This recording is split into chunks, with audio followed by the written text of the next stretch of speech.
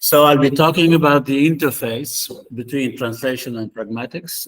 I'll try to discuss critically the stakes, and I'll try to problematize this interface.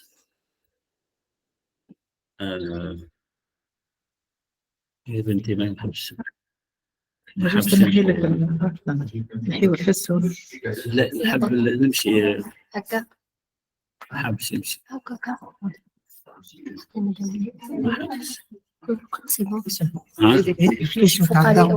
لوطاني ما مشيتش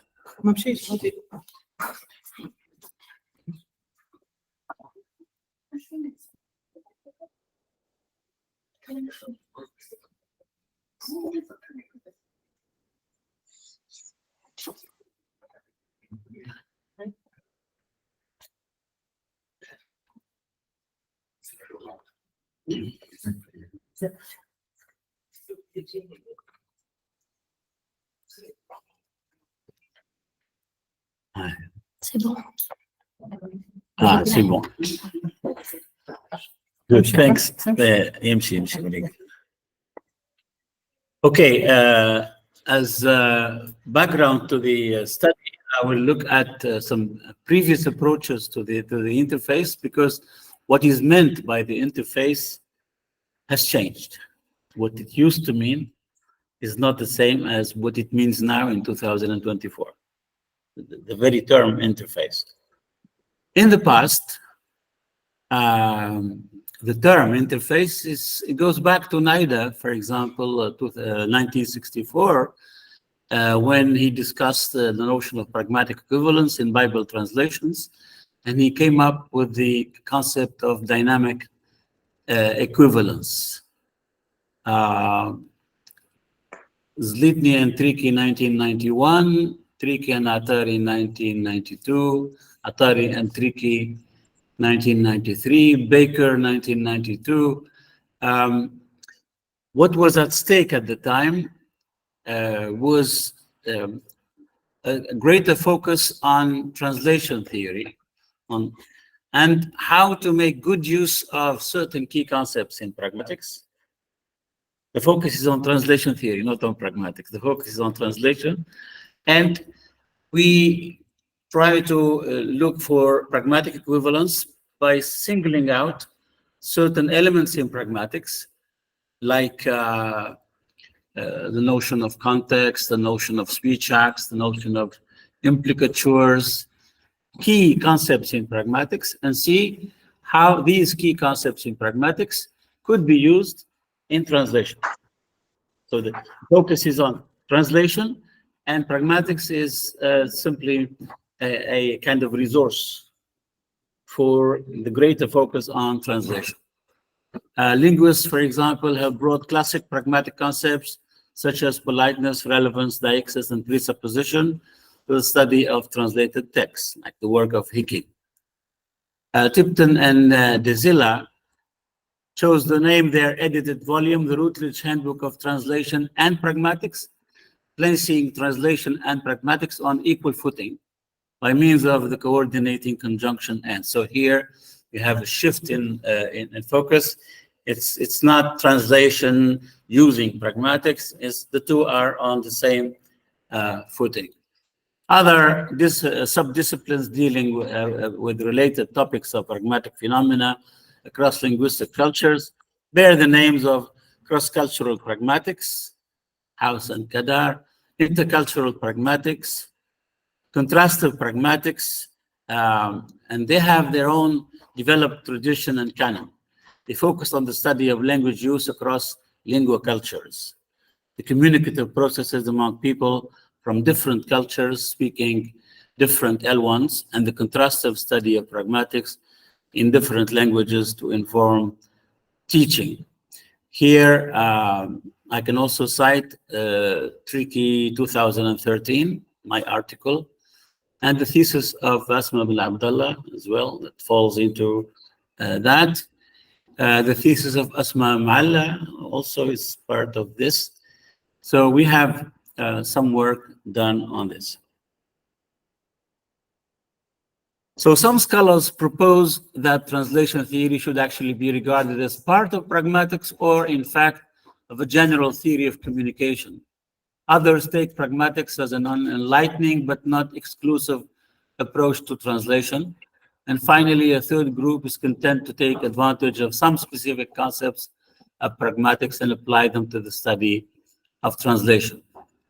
So here, concepts such as implicature, conversational cooperation, speech acts, perlocution, illocution, presupposition, or relevance have proved to be extremely useful to account for many translational phenomena, since they are related to the human ability to communicate, and they help us understand how the human mind draws inferences and how meaning is dynamic, being manipulated by participants in the communicative act.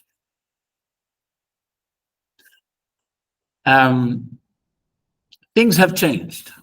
And now let's say 1 year earlier, in 2023, we have new trends.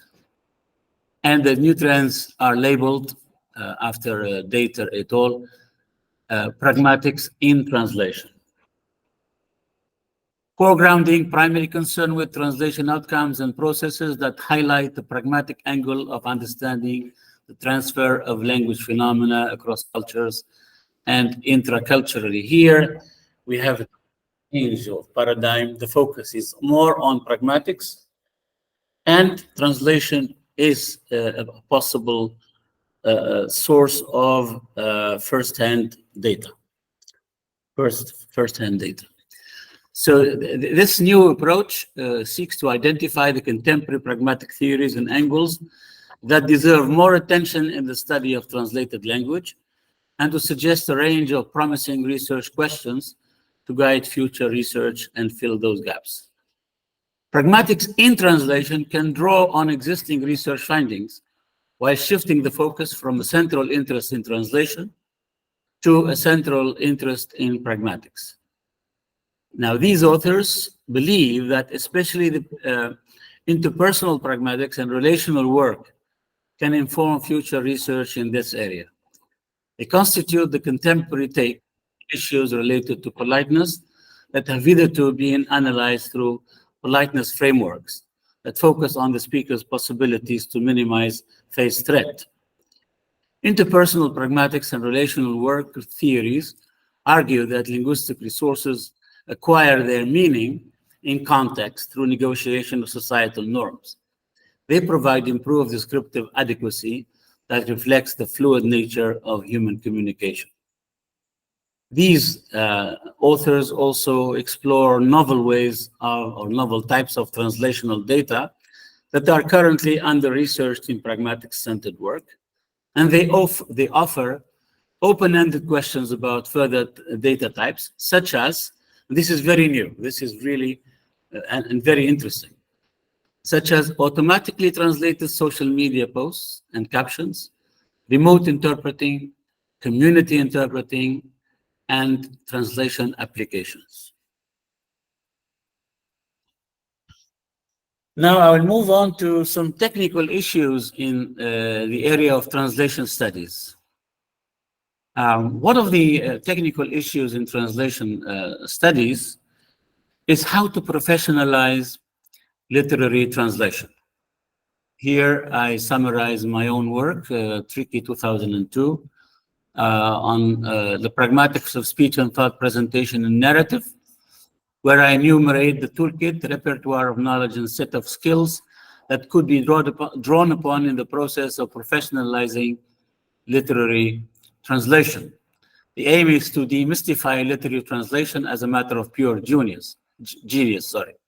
Since a professional translation is synonymous with an efficient one, the main argument in my paper then was that in order to maximize efficiency, what is needed is to have beforehand a set of tools based on solid theoretical premises, which will enable translators to see through the texts they are called upon to translate. In other words, for translators to become professional in their approach to translation, they must be trained into being informed readers who know what to look for in a text, where to look, and how to proceed in piecing together relevant clues. Recognizing how translators should construct relevance could demonstrably be built into a pedagogic program for training professional translators of literature.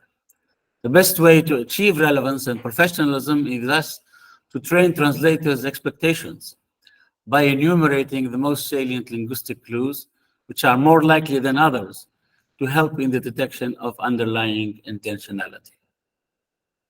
Another technical issue in translation studies is the importance of communicative dimensions in legal translation. Now, there is a great deal of research on legal translation, but what is more interesting now is that there is a greater or a growing sensitivity to the communicative dimensions in legal translation. This may sound weird because legal translation sounds really fossilized and frozen. See, this is what comes to mind when you talk about legal translation. But research has shown that even legal translation has got serious communicative dimensions. For example, Muhammad Alwi and Fakhouri aim at demonstrating how pragmatic and functional considerations are important in legal translation. And their study demonstrates how standardized legal language features can still be tamed to serve the ultimate goal of successfully communicating the message across languages as intended and as commissioned. Unlike previous studies that were devoted to systematizing and mathematizing legal translation, this study, I mean the study of Muhammad Alwi and Fakhouri, focuses on communicative and functional approaches to contractual translation between English and Arabic. Another set of studies has focused on the cultural load of audiovisual translation. The cultural load of audiovisual. The term audiovisual translation is used to cover translation of products in a particular media field. It's also defined as the translation of written or spoken language in a multimedia context, and as a translation of a given message into an audiovisual message. Data in audiovisual translation is transmitted from oral to written channels, as in film translation, or from oral to oral media of communication, as in live interviews translation. The originality of audiovisual translation might be its multimedia space, where the two channels of communication are operating simultaneously. Now, to adopt Zarcosa's thesis, the issue of power in translation seems to be especially pertinent and applicable to contemporary cinema. Translation does not take place between words, but rather between cultures. The text is perceived as an integral part of the world and not as an isolated specimen of language. I refer to the work of Snell Hornby. Consequently, the process of translation is seen as cross-cultural transfer, which is determined by the degree of prestige the source and target cultures have, as well as by their reciprocal relations. And from this perspective, Venuti's term of the domestication as opposed to foreignization, domestication is here understood after Venuti as translating in a transparent, fluent, invisible style in order to minimize the foreignness of the target text. The result is that all foreign elements are assimilated into the dominant target culture, thus depriving the target audience of crucial characteristics of the source culture. In the previous plenary that I delivered in Sousse many years ago, I took as a case study some Hindu films, the subtitling of some Hindu films, and I tried to show that the Arabization of these Hindu films aimed at making them palatable to a Muslim audience. In other words, the audience is largely Muslim, and the film is Hindu. And one way of making this Hindu film with its Hindu principles and the ideology palatable to the Muslim audience was by domestication, or through the use of domestication. My attention was drawn to this because at that time there was a series on TV, a Hindu series on TV. And I noticed that my wife, my mother, and my family members were watching, and they were not shocked. So I was shocked at their not being shocked. But I really wanted to know why why they were not shocked. And this was because of the domestication strategy used. Okay. Professor Chiki, allow me, please. Can I just Of course. interrupt? Because people online are not seeing, the slides are not moving on. Okay. They are seeing the same slides. Second. For the online. It's not moving.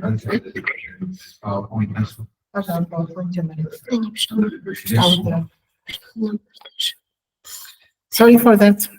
No problem.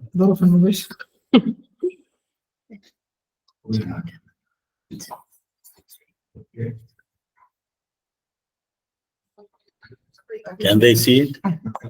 Yes, we can see it now. Thanks. Thanks a lot. Thank you. Thank you. Thank you. Sorry for Sorry this for that. technical problem. Still with audiovisual translation, because this is the fashion now, you know.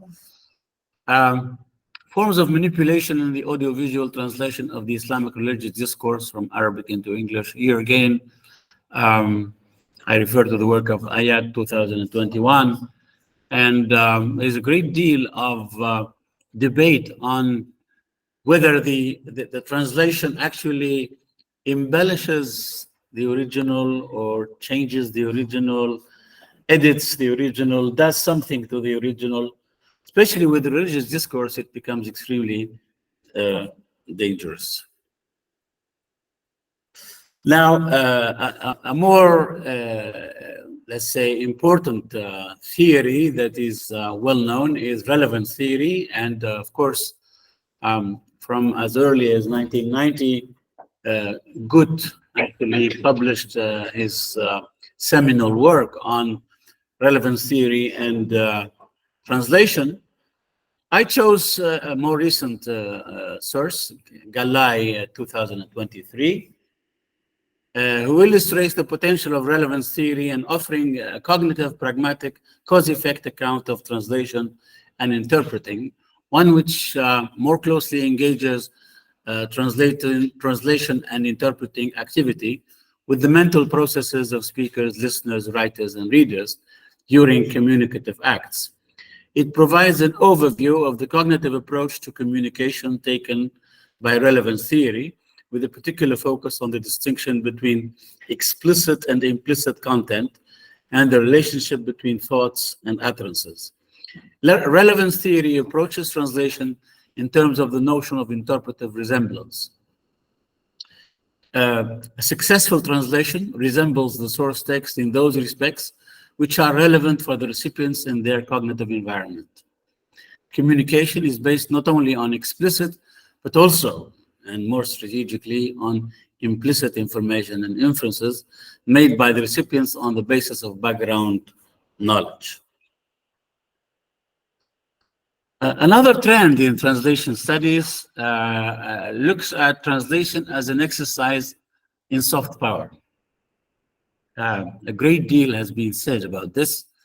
The fact that, for example, Franz van Katter uses different languages, Arabic, English, different languages. The same is for American media, for Russian media. Al Jazeera has done the same. Okay? What is at stake now is soft power. Naim Josephs defines soft power as the ability to affect others to obtain the outcomes one wants through attraction rather than coercion or payment. Soft power rests on the country's resources of culture, values, and policies. Now, Cassels investigates the interplay between communication and power relations in the technological context that characterizes the network society. The main function of soft power is to frame public opinion. Catrocioci et al. Focus upon the possible effects that an anomalous distribution and use of the mediatic power could bear on the public opinion, and B, the conditions allowing for a good dissemination of the information. And Spring 2004 establishes a close parallel between human rights educators and the new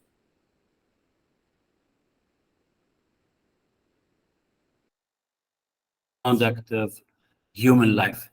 In another piece of special attention to these so-called human organizations and try to lay bare their agenda. And they are appropriately called the new missionaries. The most popular and probably the most prestigious translation theory is Scopus theory, where it focuses on context, the function of the source text, the intended function of the target text, the features, the text type, the genre, and the textual features. So from a Scopus perspective, being a communicator, the translator is aware of the importance of the text connection to the extra-linguistic world. Second, connection to the extra-linguistic world. As Vimas Letos points out, translation does not take place in a vacuum, but is rather affected by various extra-linguistic factors whose totality can be referred to with the term situation. Choice and hierarchization, according to this author, refers to the idea that different factors on several different levels are prioritized according to the function of the target text and its audience. When everything cannot be conveyed, the translator has to decide what is more relevant. I've experienced this personally in interpretation, simultaneous interpretation. You can't translate everything. You have to make choices. Choose what is most appropriate, most necessary, what has to be said. And then you neglect the peripheral, the marginal. It's also worth pointing out that as a functional approach, Scopus theory embraces the sociological concept of text.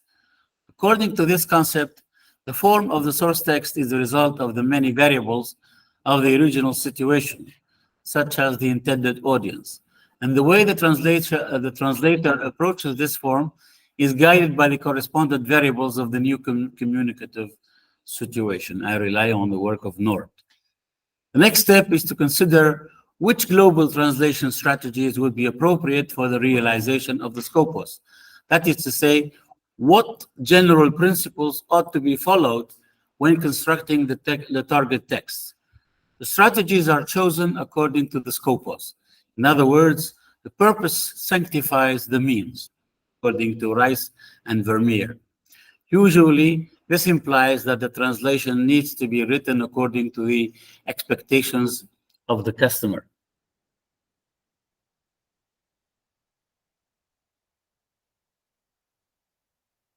As Nord points out, adequacy can always be considered a goal, since the adequacy of the translation is always evaluated in relation to the translation brief, Ras Shurut, translation brief, and thus to the Scopus.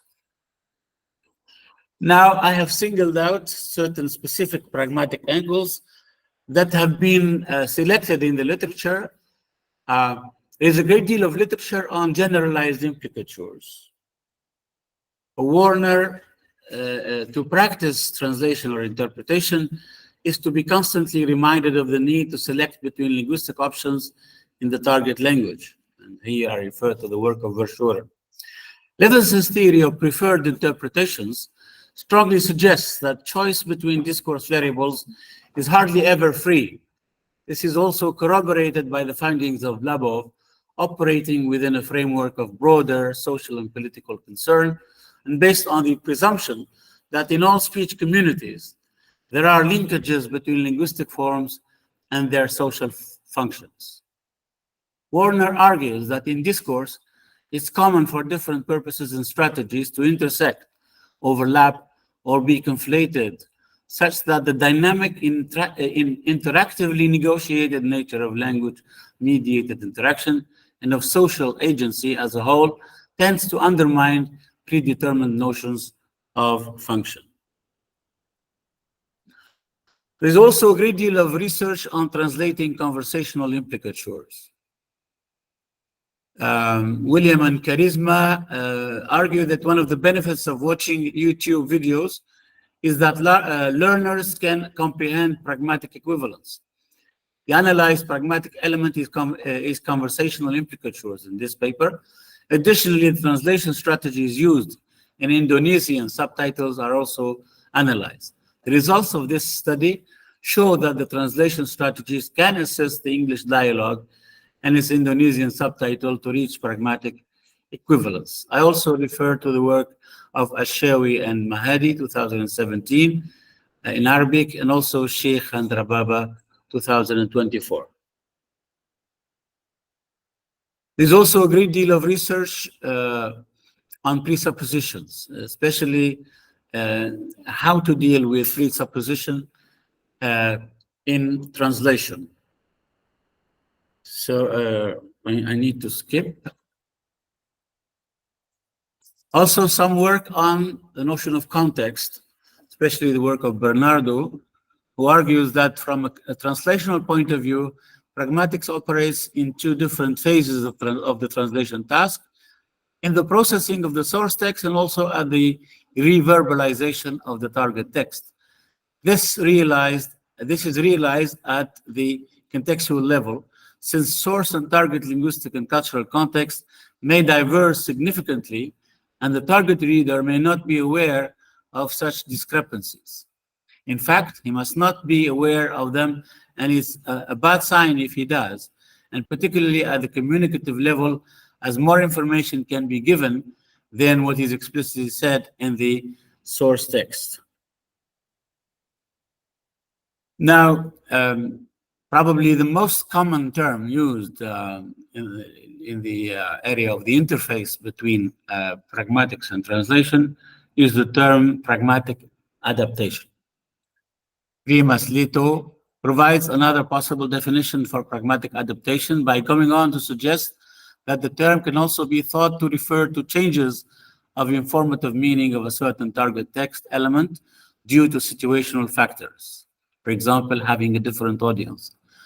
Pragmatic adaptation refers to the modification of the content or form of the source text in order to produce a target text that conforms to the needs of the new communicative situation.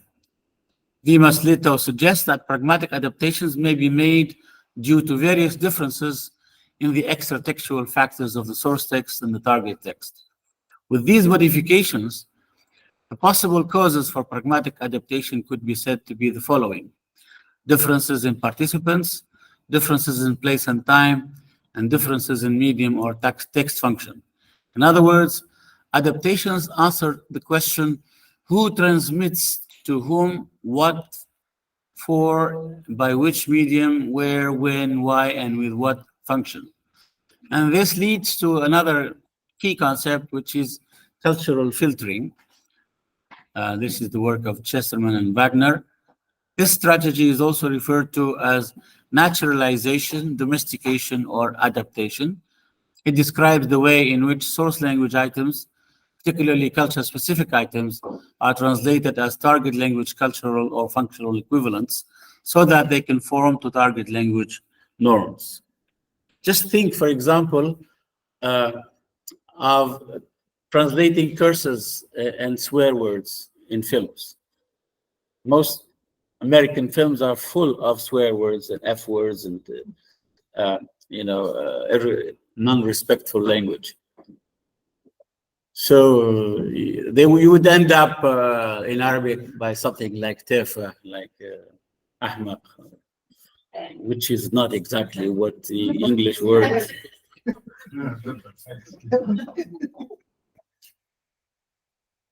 The translator as animator.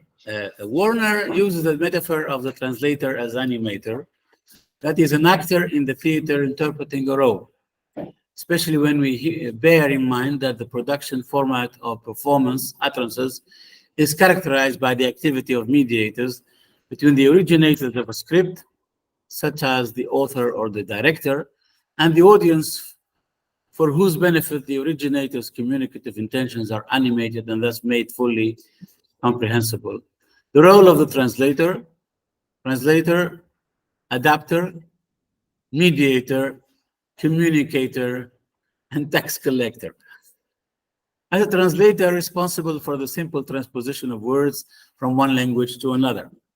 As an adapter, with the responsibility to meet the expectations of the target audience. As a mediator who places himself halfway between two cultures or two worlds to bring them together. And as a communicator, finally, responsible for facilitating the dialogue between individuals or remote communities. And as a tax collector on two levels. On the one hand, to translate the public perception of departure, and on the other hand, to translate the perception of the public at the arrival phase. So this leads to this diagram. You have this circle. Translator is always at the heart of the system. He or she is at the same time interpreter, selector, manager, maker, and so on. So is the interpreter from the initial text, the selector of the meaning to be translated, the manager of the modules of translation, the decision maker of the objective purpose, the producer of the translated version, the first receiver of the translation, sometimes even the first consumer, and its broadcaster to the target audience. Now, a great deal of research. How much time have I got left? 5 minutes. Is that okay with you? So that we can have more time for discussion. Okay, then I will have to skip a few things. Okay, this is an account of my paper, 2013 paper on the cross-cultural pragmatic angle. In this paper, I argue for what is needed to train interpreters. The training of interpreters requires focus on certain skills. And in this paper, I try to enumerate these skills. There's a great deal of research on cross-cultural pragmatics in audiovisual translation and current trends in ALT, assessing translation of advertising text based on House's functional pragmatic model of target translation. Future directions. This is where I wanted to come here. According to Dayton, Locher, and Massarelli, there are three directions for future research. First direction is the concept of mediality borrowed from media studies, which is a useful tool for discussion at hand. Incorporating a wider variety of activities into the training of translators means that the medium or modality in which the translation is accomplished comes to the forefront of analytical considerations. While the translation prototype is a written text to a written text, we are going to have to take into consideration other mode constellations. This is vital. Interpreting involves oral-to-oral rendering, sometimes accompanied by written-to-oral, like in sight translation or reading a document out aloud in the target language. Another possible intermodal constellation is oral-to-gesture, sign interpreting, for example. There are also translation types that involve more than one parallel process. For example, translating a film may involve translating a script to be spoken by the dubbing actors and translating subtitles, with these two not necessarily working with the same source, as a subtitler might be working from the closed captions in the source language, for example, which are already adapted in length. Simultaneous interpreting with text is another complex process involving sight translation, supplemented by, I skipped. supplemented by genuine simultaneous interpreting to incorporate any ad hoc changes the speaker may make to the prepared speech. And this happened to me in Saudi Arabia. You have, they even give you a text to, in front of you, but of course they never stick to the text. And they can skip all sorts of things and add things.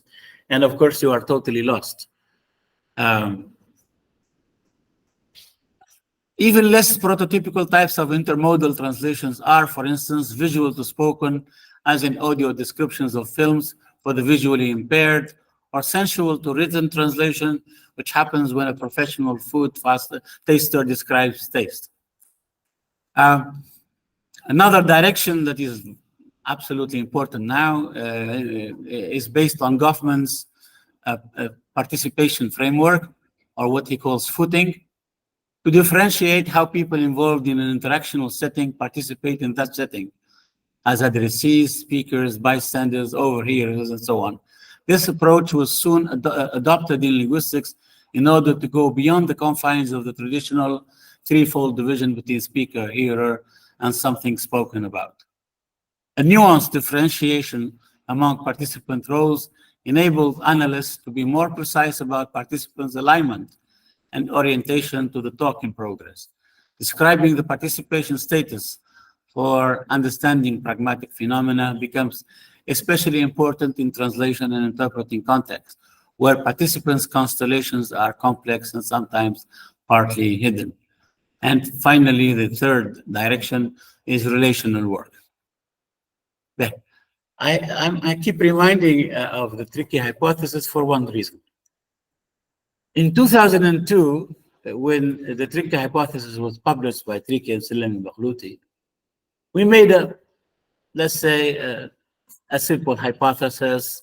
It was one way of revisiting Grice at the time. When I come across in 2024 that there is a book published in America entitled The Pragmatics of Hypocrisy, and I have had the privilege of reading 2 chapters of this book.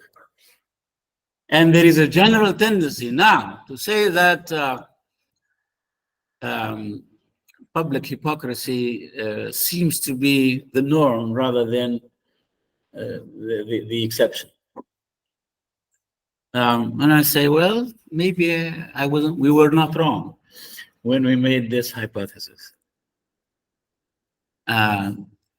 Gilling's 2024 has actually enumerated a great deal of research on hypocrisy. De Paulo, Buller, and Bergen, Runciman, and so on. Now, I will try to finish with this. Michael Horn, 2024, talks about what he calls sincere hypocrisy. What he means by sincere hypocrisy is very interesting. If you try to explain, for example, the phenomenon of politeness, in most cases, you're lying. To be polite, you have to lie. And you're saying things that are not necessarily true. Okay? And yet, you do it for a good reason. You do it for a good reason. You don't want to offend. You don't want to do, So, can we, it seems that we can, talk about sincere hypocrisy. So I'll end my talk on sincere hypocrisy. Thank you. Thank you very much.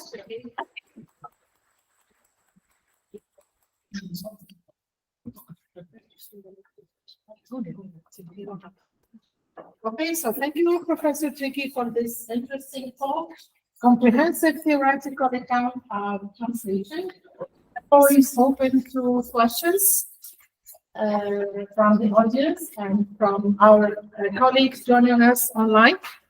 Any questions, any comments?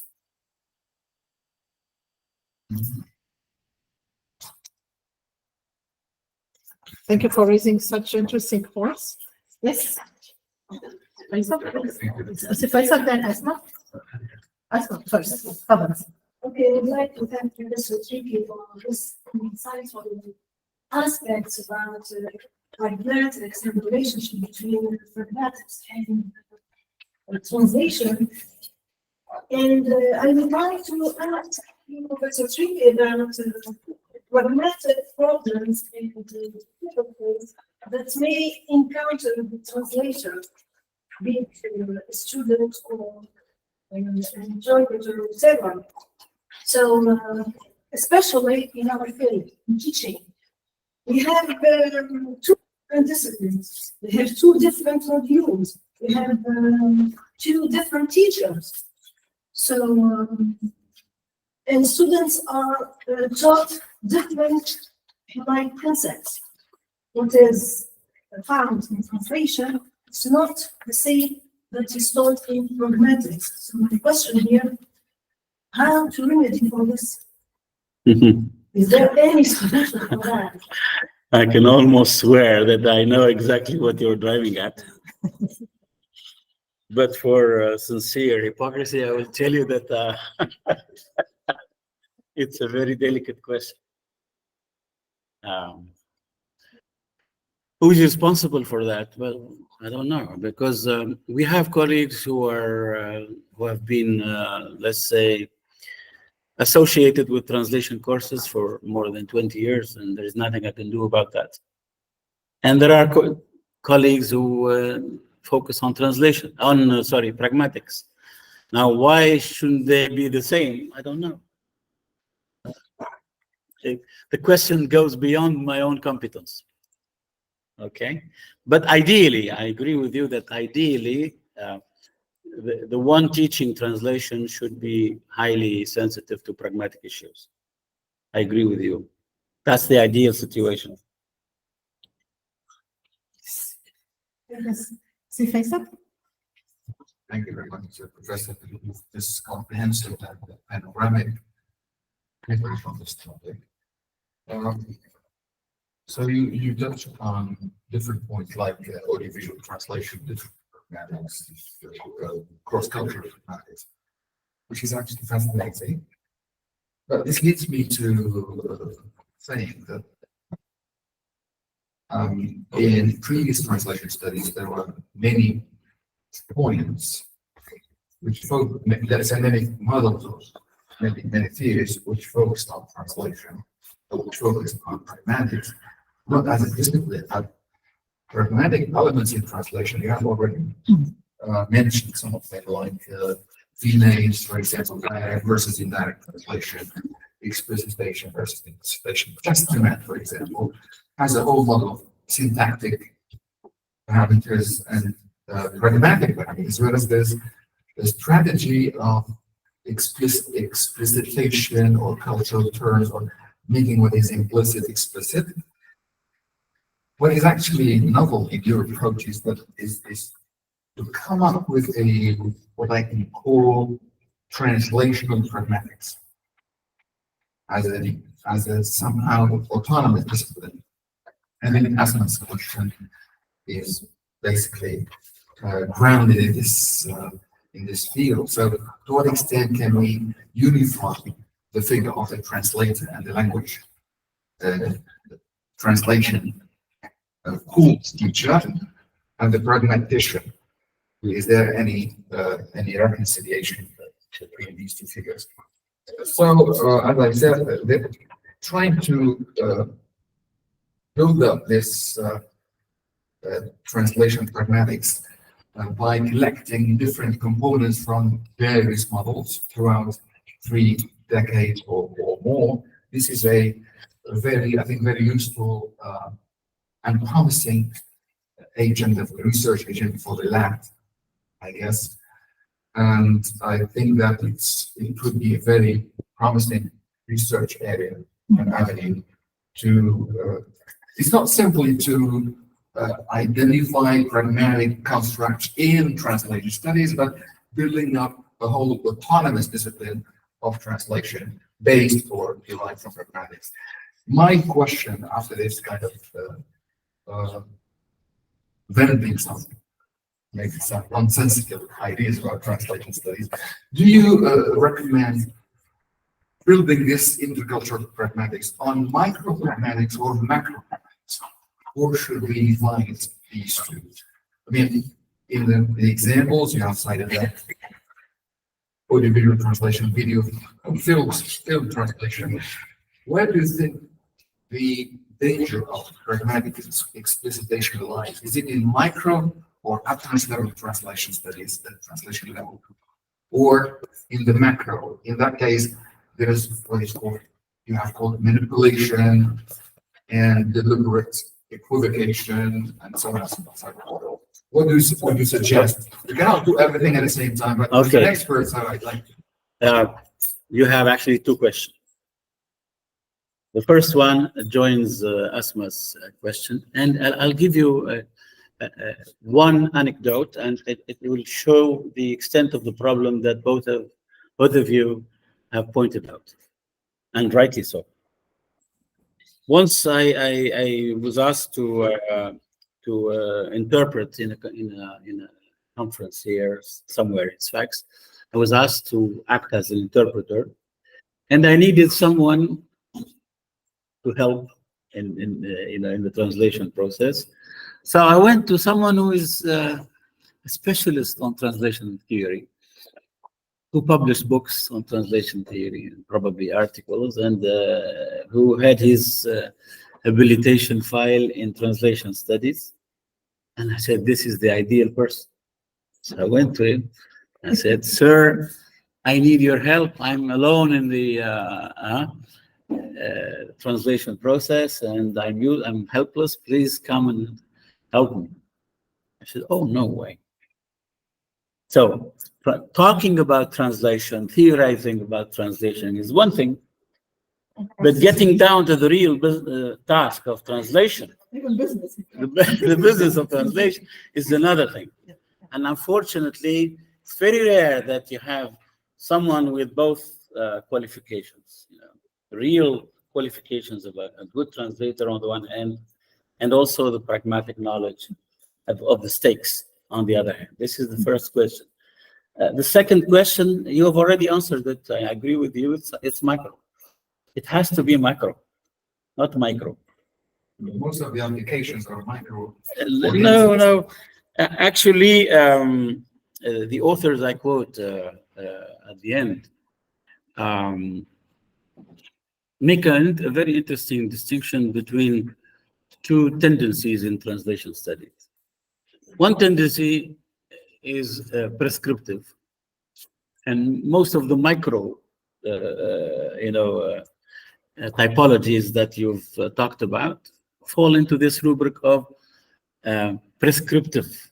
You have to do this, you have to do that, and having ready-made equivalences, okay, syntactic equivalences, semantic equivalence, and this is no longer viable, because what is more interesting now is the descriptive approach to translation, where actually you use real, authentic translation data as first-hand materials, and then you can theorize later on. But your theorizing should be based on real challenges in the real world. Okay, thank you. Yes? Diplomatic incidents. Yeah. You're going to get confronted with a translation course instructor. What is his or her place in this new paradigm? No. I don't know. It is in a sense confrontational. Yeah. Okay, so question from Asma, then we have a question online here, please. Go ahead. Thank you so much for this speaking. I appreciate the topic, translation and pragmatics, and I'm just going to suggest one area of research where we can actually see this interface between pragmatics and translation, which is human research. Mhm. Because in pragmatics you have the focus, the intention of the speaker or the intent, Mhm. and then in humor it's not only about the tone or the style, it's also about the intention of the speaker and the comedy effect. Yeah. So you have these challenges of, for example, you need to translate something, but it's not really actually funny or no longer funny if it's from one language to another. Mhm. So we have this language barrier, but at the same time, on top of it, we have the cultural barrier. Yes. And this is like a major challenge. Yeah. So And how what can is you- humorous in one language will not be as humorous in another language. Yeah, Yeah. I think. Let me give you one example, a real one. So this is an anecdotal example, showing the danger of mistranslating humor. A certain Msiddi, who is a businessman in the shoe making business, okay, took an English teacher with him to China as a translator. And he wanted, of course, to strike a deal, because China is interested in shoes, in the leather industry. And as a businessman, he's used to talk using humor in Sfaxian languages. So he said, "كله تبكي عليك أمك ما تبكيش علي أمي." You can imagine what happened. He lost the deal. He was almost thrown Because out that of. was literally translated. Yeah, he lost the deal. He was literally thrown out of the meeting, and he didn't know why. He said, "This is a bad translation." I said, "Both of you are wrong, because you didn't tell him what you meant by تبكي عليك أمك وما تبكيش علي أمي." The notion of crying or weeping is irrelevant. Irrelevant. Who said that his mother would actually weep? The proverb is already difficult to understand in the original language. And so That's the problem he of- lost the Yeah. deal. Yeah. So like this is just a suggestion that we can maybe embark on a new project Yes. where we can show this like perspective, pragmatic perspective in studying human research. But Yeah. what is also very interesting nowadays is the translation of impoliteness. Mhm. Translation of impoliteness. For example, in a salon de thé, a young Tunisian boy can easily talk to his girlfriend and say, "يا سخطة ايش تحب تشرب?" And she can easily say,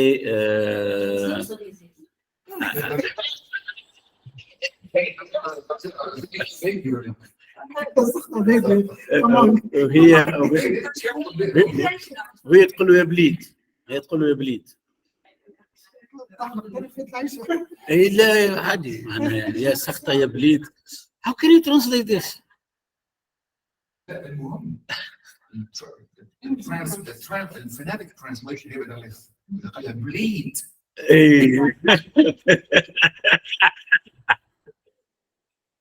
Okay, so we have a question here from Hajar. Can we consider sincere hypocrisy as a form of manipulation? And can this type of hypocritical discourse embed ideological drives? Okay, I don't want to make publicity but I published a paper 2 years ago on manipulation. And in this paper, I, of course, looked at manipulation from different angles, as opposed to persuasion, as opposed to coercion, as opposed to all sorts of other. The problem is that whenever we talk about manipulation, there is always a moralizing tone behind it. In other words, it's always an ethical perspective, manipulation as a form of cheating, as a form of deception. And whenever you talk about deception, there is this ethical moralizing dimension. What I'm trying to say here is that, maybe this is daring, but I believe that the essence of human behavior, don't take it wrongly, but the essence of human behavior is hypocrisy. شوف شو اسمه ثم مدرسة صوفية تقول كل كلام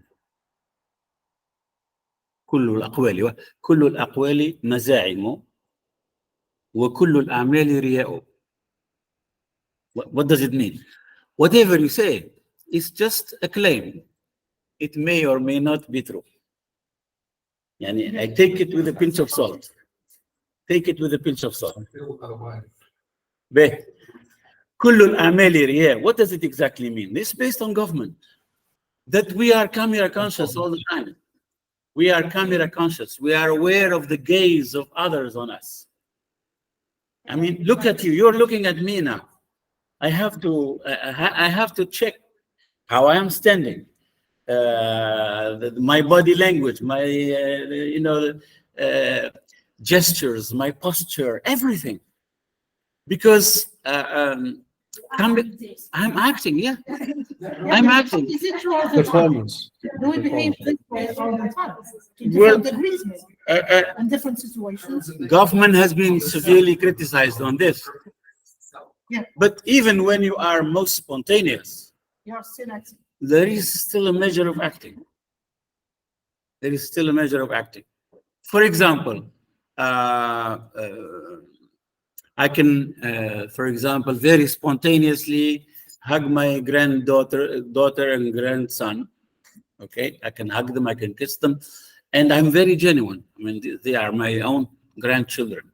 Okay, but when I do this in front of my daughter or her husband, there is also an element of the show. 5%. Let's say 95% is genuine. But also you need to please your daughter. You need to show her husband that you are a good grandfather. There are other factors that play. شكون أنا؟ محمد أحمد تفضل. تفضل سي أحمد، سي حامد. Let's step. There are other factors that they play an important role in mobilizing things, in playing a certain role at the expense of the other, to I don't know, to maximize the relevance of something and to minimize other things. Okay. Yes. In fact, it's relative. It will depend on situations. Yeah, I but guess. he's using relevant theory. Yes. Yeah. Okay, see Yes. Hamid. Thank you, Si Hamid. If there are no more questions, I have a comment or question which goes hand in hand with what Dr. Malik said about the disciplinary boundaries. Translation studies as a discipline, to what extent it needs pragmatics and to what extent it needs linguistic theories. Now, what I could see is that we are dealing with the same thing, but from different perspectives. And is it the case, and can we say now in 2024 that it's not a translation or pragmatics or systemic functional linguistics, but rather a transdisciplinary approach where we, for example, we study the problem of audiovisual translation, and then we don't tackle it from translational perspective or from pragmatic perspective or from purely linguistic perspective. We'll just take the problem and try to design a methodology that handles the problem itself. To what extent do you agree with You are going back to the micro level. Even the macro, because obviously, I mean, in pragmatics, you deal with context, but in systemic functional theory, they also provided a theory for context. Now here we claim the pragmatics of translation, but even in systemic functional linguistics, they claim systemic functional translation studies. So I could note that translation is like a field which every theory tries to appropriate, not for anything, but just because it's a linguistic activity, and it's a fertile linguistic activity for research. I think, yeah, I agree with you. But what I'm trying to say is the following. The message now in 2024 has become very complex. Yes. We need multimodal analysis. We need neuro-linguistic analysis. Yeah. We need all sorts of different types of analysis. When we have a synergy of all of this, we will be better equipped, inshallah, one day to cope with the increasingly demanding nature of the data that we are having to face these days. The data are getting more difficult, more complex. You can no longer just, focus on words alone without looking at other dimensions. No, this is taken for granted, but Yeah. language is too complex.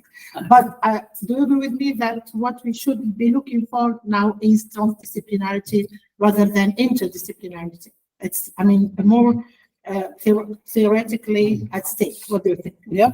Yeah. Okay. Is that I policy?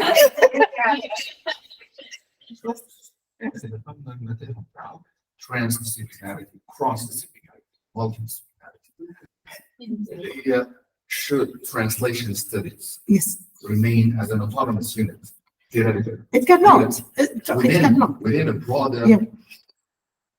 broader area of coexisting disciplines? Mhm. Well, should they fuse together to form a multidisciplinary, translation of pragmatics or pragmatics, cognitive pragmatics? Sure. Future, and I have two comments. Throughout the historical timeline of theoretic translation studies, I've noticed that in the beginning, translation used to be very, they used to be very dependent on previous prestigious disciplines like philosophy, literature. Then descriptive translation studies, Susan Bassman, Wahid, Tori Gideon, claim to be building an autonomous translation studies branch area. They claim that translation studies now should be an independent theoretical realm with its own tools. But I think I may call it some maybe unintentionally arrogant intellectual claim, because they have quickly returned to the state of multidisciplinarity, and now people think that translation studies cannot exist on their own. I cannot imagine translation studies an isolated discipline. Translation of what? Yeah. If you translate meaning in context, socio-linguistic, meaning and intention, meaning and structure. So translation studies is due to be interdisciplinary. Now your question is, should it be cross or trans or multi? This is a theoretical question. A positive note at the end, the nucleus of this fusion, should translation studies, humor, recreating the origin, rewriting, recontextualizing, reproducing, And all this this is the nucleus of intersection. Yeah. And this is the optimistic area of merge between these disciplines. We agree on this prefix. Read. Yeah, and all this debate. Sorry for this No. code switching. Yeah, it is. I'm sorry. Dealing with translation. And all this is from a purely linguistic point of view. So let alone the cultural approach to translation. They would claim their position, they would claim their role in because it's not really translation between languages, but rather translation between cultures. Some scholars would claim that you cannot translate if you are not in anthropology, in cultural, and now with the emergence of cultural linguistics, moving not from one language to another, but rather from one culture to another, which here again creates this dichotomy between the translation scholar as a theoretician and the translation practitioner. Okay, so, and this gap between the two. Practice, I think translation is one of the most It's the mother of linguistic sciences. I wouldn't go far. I wouldn't go as far, but it is the activity where we can see language at its best manifesting. Or worst. Or worst. Yeah, our worst. Our worst. At worst. Okay, so if there are no more questions, Nasreen, question from Nasreen? Nasreen, go ahead, please. Yes, thank you. Thank you so much for this insightful discussion. Actually, I have a question which is slightly relevant to all of that, especially what SYFLAT'S said towards the end of his comment. This intersection or interface between translation and translanguaging especially in the classroom context.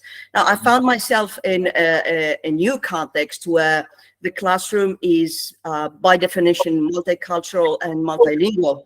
And we teach courses to, we call them international courses, where you can find half of the students are local and the other half are international students coming from different, cultural backgrounds and speaking different L1 languages.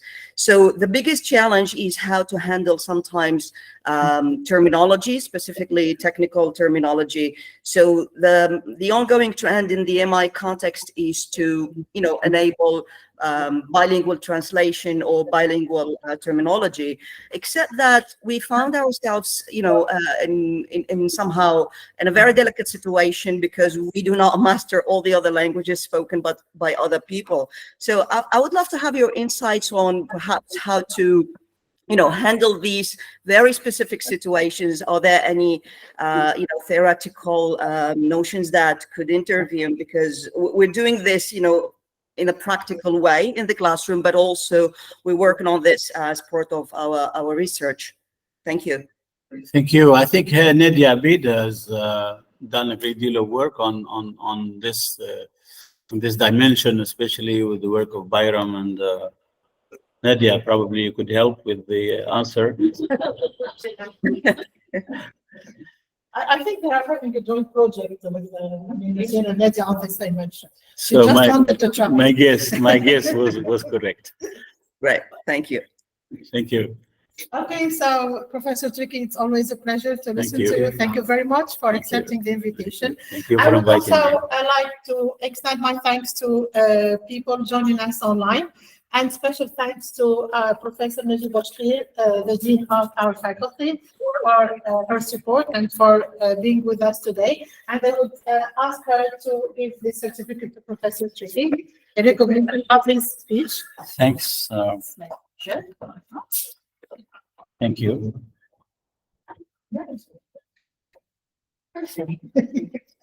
Shukran. And this is just a small MashaAllah. present from SYFLAT. Thanks a lot. Shukran. يعطيك الصحة يا SYFLAT. We'll go for a coffee break and then get back to research and focus.